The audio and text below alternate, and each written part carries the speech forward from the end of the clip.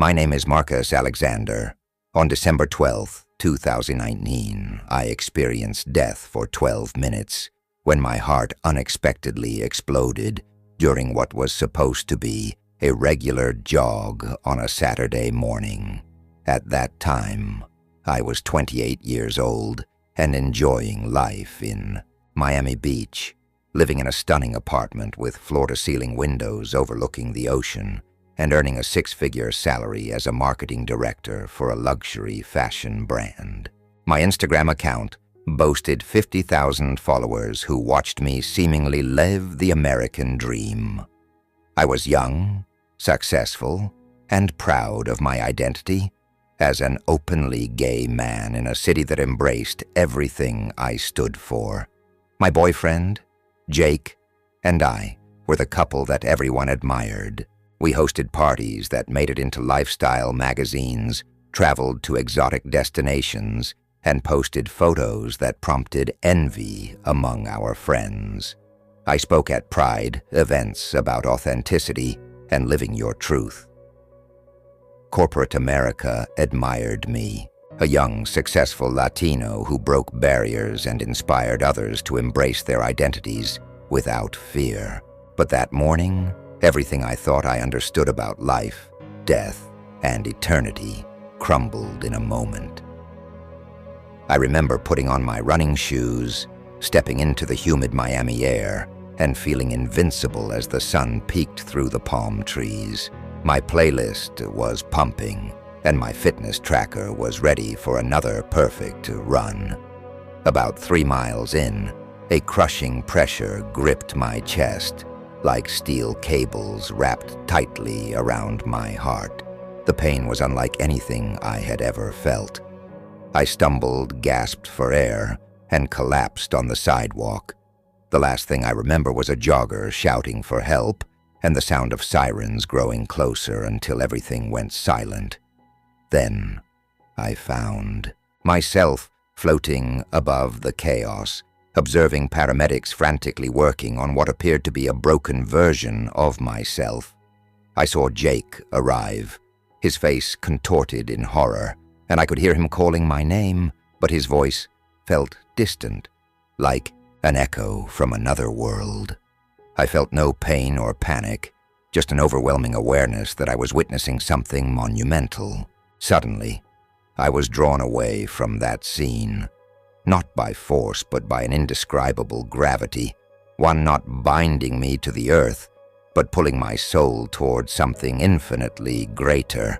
I passed through what felt like layers of light and color, each more vivid and alive than anything I had ever experienced. These colors were not merely visual. They embodied emotions, memories, and pure truths. As I journeyed deeper into this realm, I began to experience something that shattered me completely. I wasn't merely observing my life.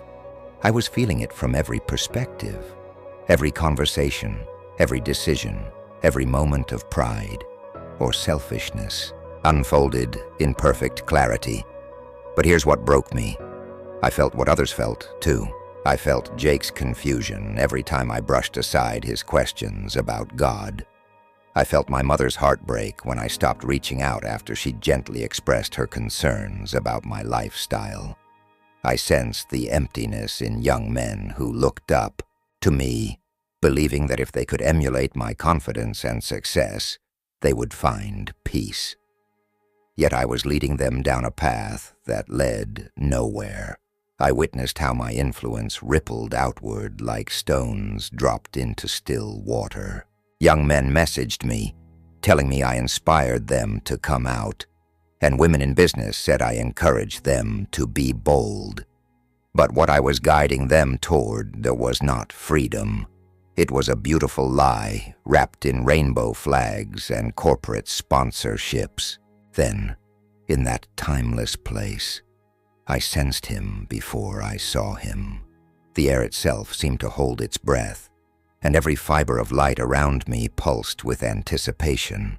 Suddenly, Jesus appeared, not entering the space but revealing himself as if he had always been there, waiting for me to open my eyes.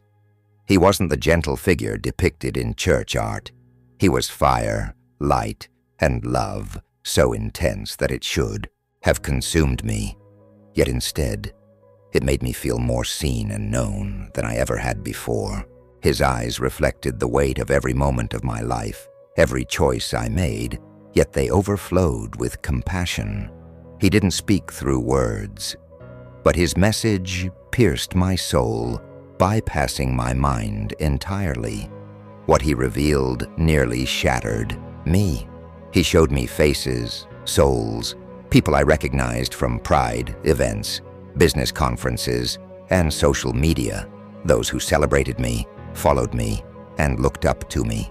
I saw where they were now, not in a realm of fire and brimstone, but in a far worse state, complete spiritual darkness, separated from the source of all light, love, and truth.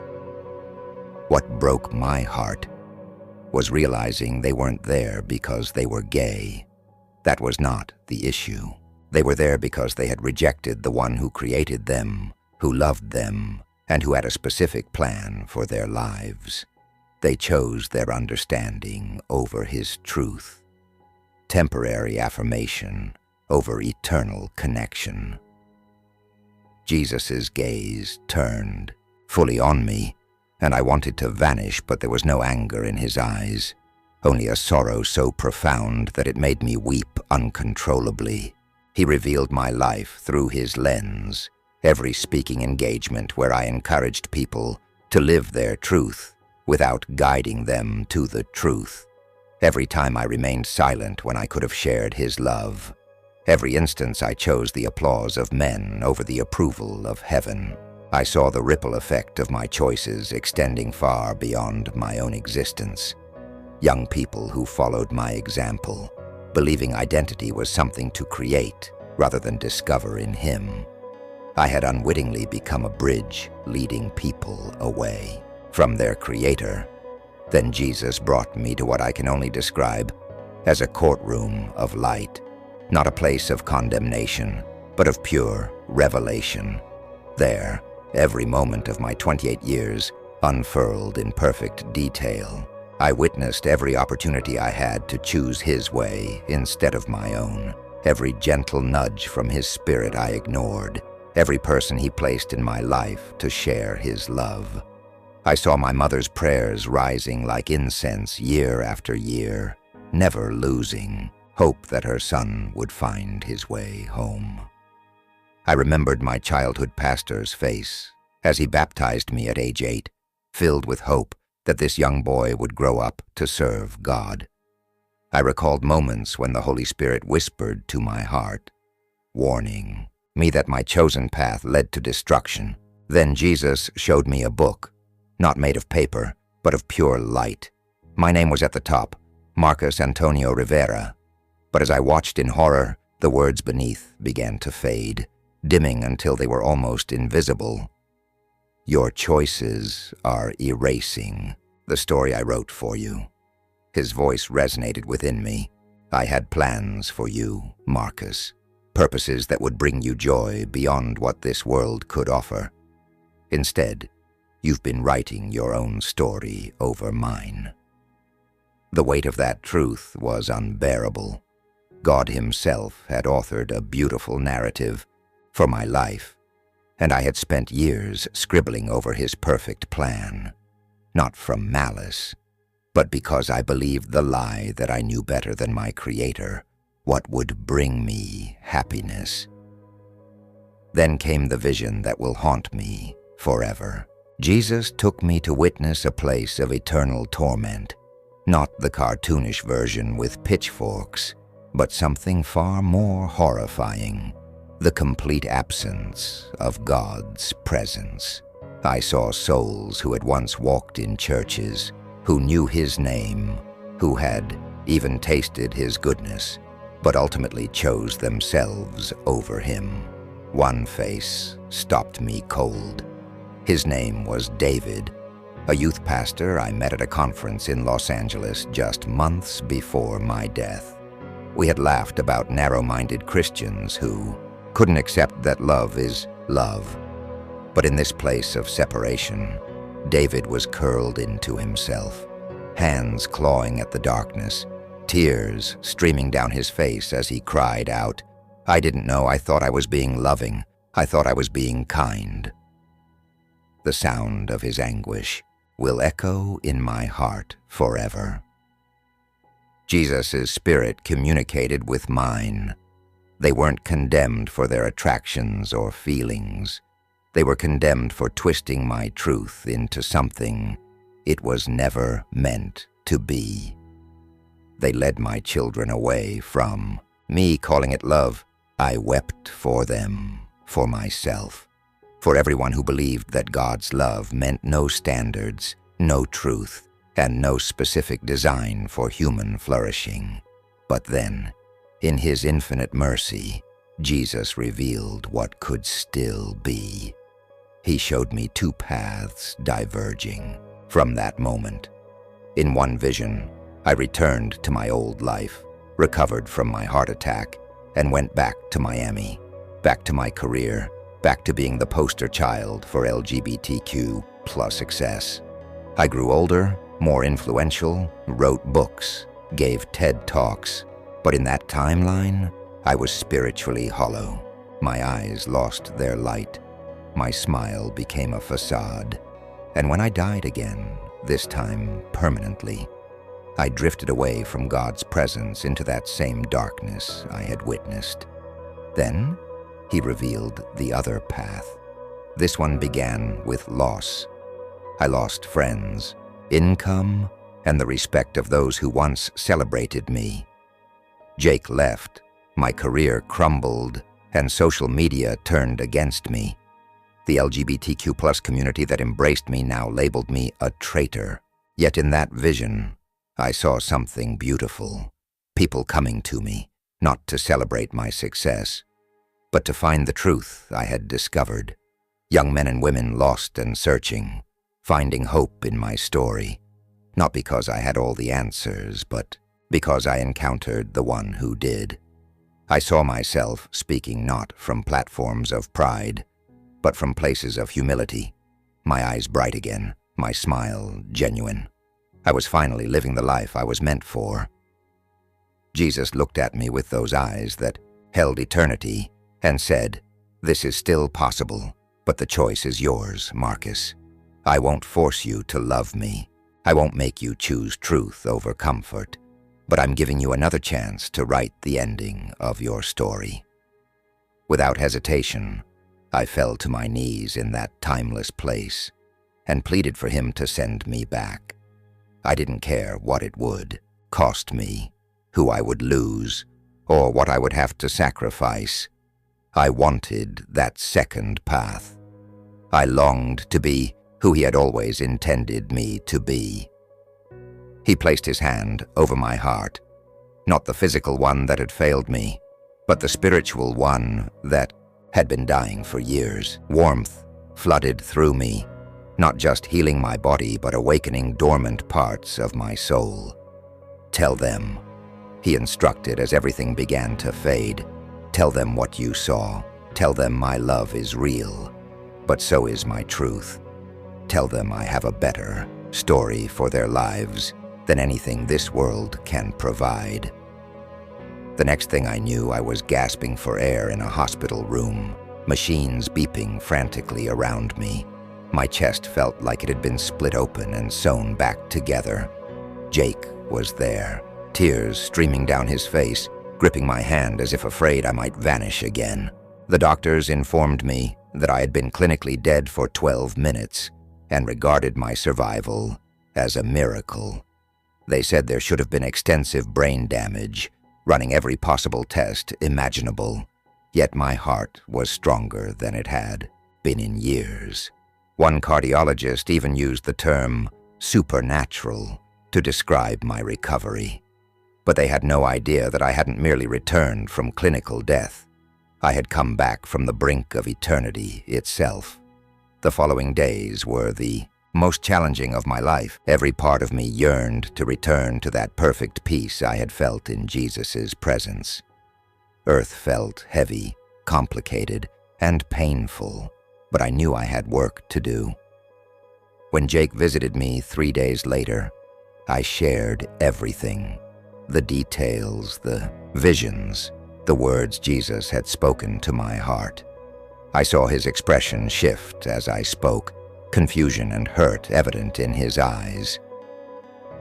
"Marcus," he said after I finished, "you had a traumatic experience. Your brain was deprived of oxygen. Maybe this is just a hallucination." I nodded, understanding his skepticism. How could I expect him to believe something I wouldn't have accepted myself just days earlier? Yet, I knew what I had seen, felt, and understood. I couldn't pretend it hadn't happened. 2 weeks after leaving the hospital, I resigned from my position, deleted my social media accounts, and moved out of our shared apartment. It's been 5 years since I died and returned. I now live quietly in a small town outside of Orlando, close to where I grew up. My bank account doesn't resemble what it used to, but I've never felt richer. I spend my days writing, speaking, and connecting with others on similar journeys. Those who appear successful on the outside, yet feel empty inside, searching for something real. There are still nights when I wake up shaking, haunted by the sounds of those lost souls crying out from that place of separation. Sometimes I see David's anguished face and recall the weight of knowing my influence had directed people away from the only one who could save them. Whenever that pain hits me, I drop to my knees and pray, not just for strength, but for everyone still walking the path I once traveled, for those who believe this life is all there is, for anyone deceived into thinking truth is whatever feels good. If you find yourself among them, if you've made it this far in my story, I don't think it's by chance. I believe God wanted you to hear this. Maybe you've been questioning things lately, or perhaps you felt the same emptiness I carried for years but couldn't articulate. Maybe deep down, you know the life you're living doesn't align with the peace you desperately seek. I'm not here to shame or scare you. I'm here to share what I experienced firsthand. Jesus is real. Heaven is real, hell is real, and your choices resonate through eternity. You don't need to have everything figured out right now, nor do you have to be perfect to come to God. He simply desires for your heart to turn towards Him. That's where it all begins. When I stood before Jesus, I didn't possess theological answers or flawless doctrine. I only had a broken heart and a desperate thirst for truth. And He met me there with a love that transformed everything. He doesn't want to strip away your identity. He seeks to reveal your true identity, the one He designed before the world began, the one that will bring you joy far beyond what this world offers. If you belong to the LGBTQ+ community and have been hurt by Christians who offered more condemnation than love, I see you. I understand that pain. But being celebrated by others doesn't mean you're aligned with your Creator. I was celebrated for years, labeled a trailblazer, given awards, and acknowledged, yet none of it saved me from the spiritual death I was living. When Jesus called my name and revealed His truth, wrapped in unconditional love, I knew I had to make a choice, and so do you. Truth doesn't shift based on culture, feelings, or even good intentions, and it awaits you with open arms. So here's my invitation. If something in your heart stirs right now, don't ignore it. That's God calling you home. Pray to Him, speak to Him, ask Him to reveal Himself to you as He did for me. If you're unsure what to say, start with this. Jesus, I don't know where to go from here, but I want to know what's real. Show me your truth. That's enough, and He will meet you there. If you already know him but have been living far from him, it's time to return home. Don't wait. Don't gamble your eternity on tomorrow. He loves you too much to leave you where you are, and I love you too much to remain silent. If this story has touched your heart, please leave a comment with your first name and where you're from. I want to pray for you by name, and if you feel moved, share this with someone else. You never know who might be standing at the brink of eternity, just as I was. I'm Marcos Rivera. I died, I witnessed the eternity, and I returned to tell you that Jesus is the only way. Choose him while you still can. As I reflect on my journey, I realize that the path I chose after my experience has been one of transformation and growth. Each day presents new opportunities to share my story, to connect with others who seek truth, and to inspire those who feel lost. I've come to understand that my past, while filled with accolades and recognition, does not define my worth or purpose. Instead, it is my willingness to embrace vulnerability and authenticity that truly matters. I spend time engaging with individuals who are grappling with their identities, their beliefs, and their understanding of love and acceptance. In these conversations, I see glimpses of the pain I once carried, and I strive to offer hope and encouragement. I've learned that it's okay to question, to doubt, and to seek answers. It's a natural part of the human experience, and it can lead to profound revelations. Through speaking engagements, writing, and personal interactions, I aim to create a safe space where others can explore their feelings without fear of judgment.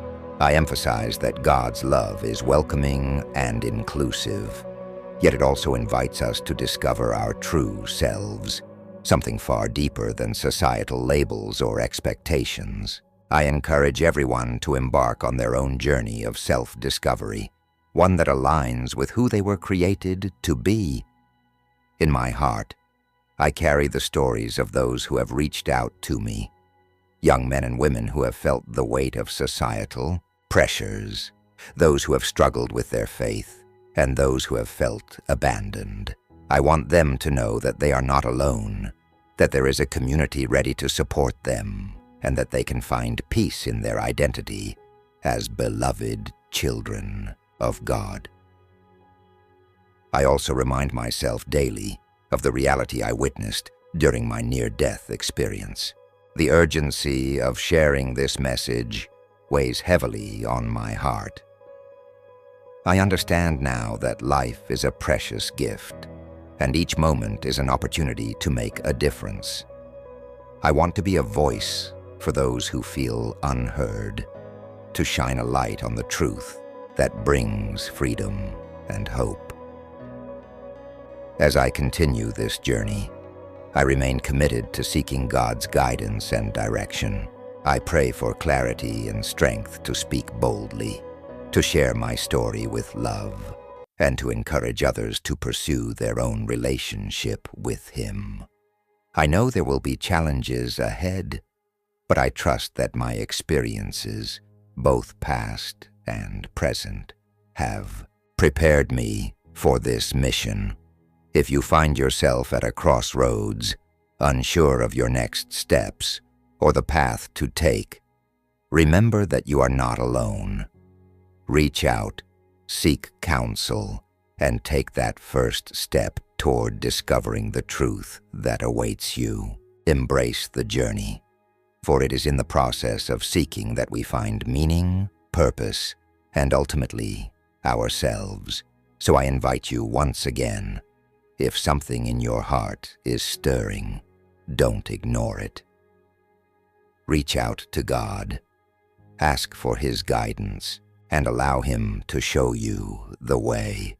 There is a life waiting for you that is rich with love, fulfillment, and purpose, one that aligns with who you truly are. Choose to embark on this journey with courage and faith, and you may find that what awaits you is beyond anything you could have imagined.